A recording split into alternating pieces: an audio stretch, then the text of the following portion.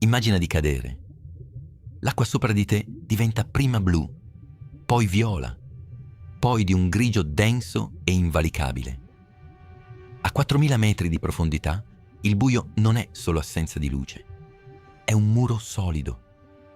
Il sole non tocca questo posto da miliardi di anni.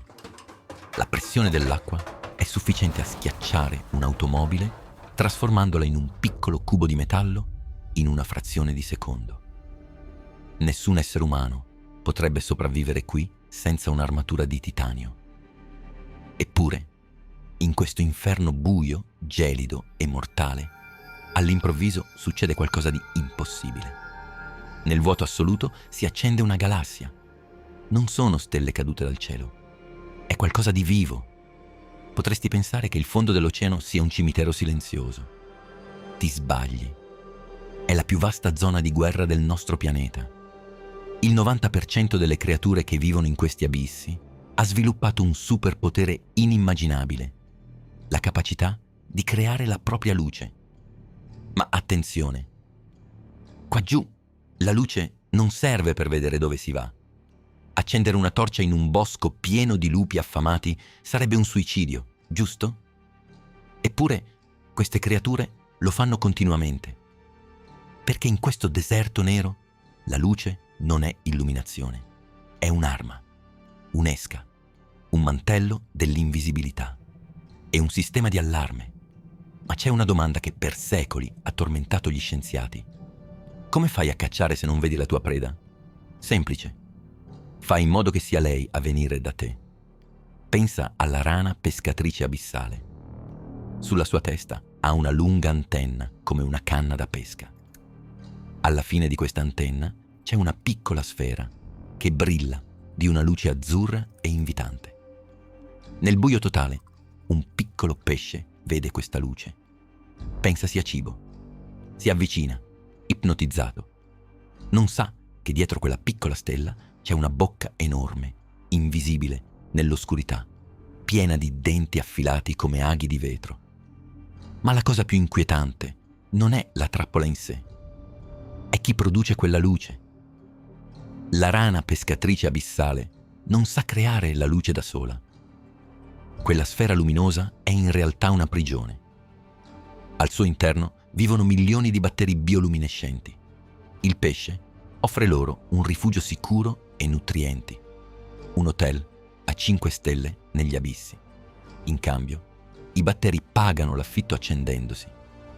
È un patto biologico perfetto, un'alleanza tra un mostro gigante e organismi invisibili a occhio nudo. Ma come fanno, fisicamente, questi batteri a brillare? Noi umani, per fare luce, abbiamo bisogno di bruciare qualcosa, di creare calore. Qua giù, il calore ucciderebbe. La natura ha dovuto inventare un motore completamente diverso. Fermati un attimo. Pensa a una vecchia lampadina a incandescenza o a una candela. Se provi a toccarle mentre sono accese, ti bruci. Questo perché il 90% dell'energia che usano viene sprecata sotto forma di calore e solo il 10% diventa luce. È un sistema terribilmente inefficiente. Ora immagina un pesce che prova a usare questo sistema sott'acqua. Cuocerebbe se stesso dall'interno in pochi secondi. L'evoluzione ha dovuto trovare un modo per separare la luce dal calore. Ha dovuto creare quella che gli scienziati chiamano luce fredda. E per farlo ha inventato un motore molecolare di una precisione assoluta. Questo motore si basa su 2 protagonisti dai nomi quasi diabolici. La prima è una molecola chiamata luciferina. È il carburante. La seconda è un enzima, una gigantesca proteina chiamata luciferasi. È la candela di accensione. Immagina la luciferasi come un enorme guantone da baseball. La luciferina è la pallina che deve incastrarsi perfettamente al suo interno. Ma finché sono solo loro 2, non succede nulla. Sono come un'automobile con il serbatoio pieno e la chiave inserita, ma col motore spento. Manca l'ultimo ingrediente. Manca la scintilla vitale. I batteri bioluminescenti usano un meccanismo diverso che non consuma ATP direttamente nella reazione luminosa, ma usano FMNH2 e aldeidi.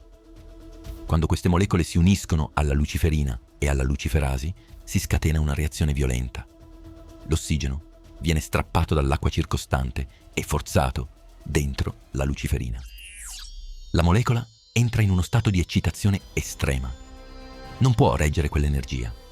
È costretta a liberarsene istantaneamente e lo fa sparando fuori un singolo, perfetto fotone. Una particella di luce pura, senza una singola goccia di calore. Questo processo avviene continuamente in un singolo batterio. Ora pensa a questa reazione, moltiplicata per miliardi.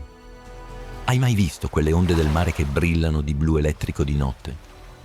È opera dei dinoflagellati, alghe microscopiche. Loro non usano la luce per cacciare, ma per difendersi. Funzionano come un allarme antifurto cosmico. Se un piccolo crostaceo cerca di mangiarli, il movimento dell'acqua innesca la reazione chimica. L'alga esplode di luce. Questa luce improvvisa non spaventa il crostaceo, ma attira un predatore più grande, un pesce, che vede il crostaceo illuminato e se lo mangia. L'alga usa la luce per chiamare la polizia degli abissi. Ma l'inganno più geniale non è farsi vedere, è scomparire. C'è una zona dell'oceano, tra i 200 e i 1000 metri, chiamata zona crepuscolare. Qui arriva solo una fievole, spettrale luce blu dalla superficie. Se nuoti qui, un predatore sotto di te, guardando in alto, vedrebbe la tua sagoma scura stagliarsi contro la luce. Sei un bersaglio perfetto. Per sopravvivere, molti pesci hanno foderato il loro addome di organi luminosi. Emettono una luce blu esattamente identica a quella che filtra dall'alto. Si chiama controilluminazione. Cancellano la loro ombra, creano luce per diventare invisibili. Un paradosso perfetto. E poi ci sono creature che sembrano uscite da un incubo alieno. Il calamaro vampiro, il Vampiroteuthis infernalis. Un nome che incute terrore, anche se è grande come un pallone da calcio. Quando un predatore lo attacca nel buio profondo, un calamaro normale spruzzerebbe inchiostro nero per scappare. Ma qua giù, l'inchiostro nero nel buio nero è inutile. Il calamaro vampiro fa un'altra cosa. Dalla punta dei suoi tentacoli spara una nuvola densa, viscosa e pulsante di muco bioluminescente. Una tempesta di luce liquida. Il predatore rimane accecato e confuso da questa finta galassia, mentre il calamaro scivola via nel buio. La natura ha usato la luce per uccidere, per nascondersi, per comunicare. Ma c'è un mistero che ha cambiato per sempre la storia umana. Riguarda una piccola, innocua medusa trasparente chiamata Aequorea victoria. Questa medusa vive al buio e, se disturbata, emette un anello di luce verde brillante attorno al suo cappello. C'è un problema però. Quella luce serve probabilmente a spaventare i predatori, anche se il motivo specifico del colore verde è dibattuto. La medusa produceva questa luce verde usando una proteina particolarissima che aveva una struttura a forma di barile. Al centro di questo barile c'era un frammento che, se colpito dalla luce blu, emetteva luce verde fluorescente. Un meccanismo chimico chiuso in se stesso, inutile per la sopravvivenza della medusa. Ma quel piccolo errore evolutivo, quella luce verde senza scopo, nascondeva la chiave per illuminare i segreti più oscuri del corpo umano. Ma per sbloccarla serviva un uomo disposto a catturare 10.000 meduse a mano. 1962. Un chimico giapponese di nome Osamu Shimomura passa le sue estati sulla costa pacifica a pescare meduse. Ne raccoglie decine di migliaia. Taglia i bordi luminosi, li schiaccia, li filtra. Vuole capire cosa crea quel bagliore. Dopo mesi di lavoro estenuante, riesce a isolare poche gocce di una sostanza verde. L'ha appena scoperta. La chiama GFP, proteina fluorescente verde.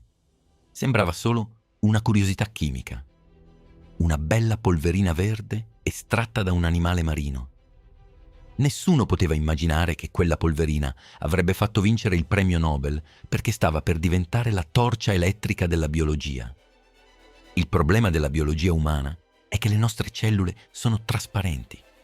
Se vuoi vedere come cresce un tumore o come si diffonde un virus, non vedi nulla. È tutto un groviglio grigio. Ma negli anni 90 gli scienziati hanno avuto un'intuizione folle. Hanno preso il gene della medusa, quello che fabbrica la luce verde, e lo hanno incollato nel DNA di altri animali. Hanno inserito il codice della fluorescenza di una medusa costiera dentro cellule umane. Il risultato è stato sconvolgente. Le cellule malate hanno iniziato a brillare se illuminate da una specifica luce blu o ultravioletta. Per la prima volta nella storia potevamo vedere la vita in diretta. Grazie alla luce rubata alla medusa, i ricercatori potevano guardare le cellule tumorali diffondersi in un corpo, brillando di verde neon sotto il microscopio. Potevano vedere i neuroni del cervello connettersi in tempo reale, illuminandosi come le strade di una città vista dallo spazio. Potevano tracciare il virus dell'HIV mentre invadeva una cellula sana. L'invisibile era diventato visibile. Un capriccio evolutivo, nato nelle acque superficiali e costiere, stava salvando milioni di vite sulla terraferma. Non c'è separazione tra le profondità più remote e il battito del tuo cuore. L'abisso più inesplorato della Terra nascondeva la torcia che ha illuminato l'abisso più profondo della biologia umana. Non stai guardando il cosmo. Sei il cosmo che cura se stesso. Io sono Renderium e questa era la luce che sconfigge il buio.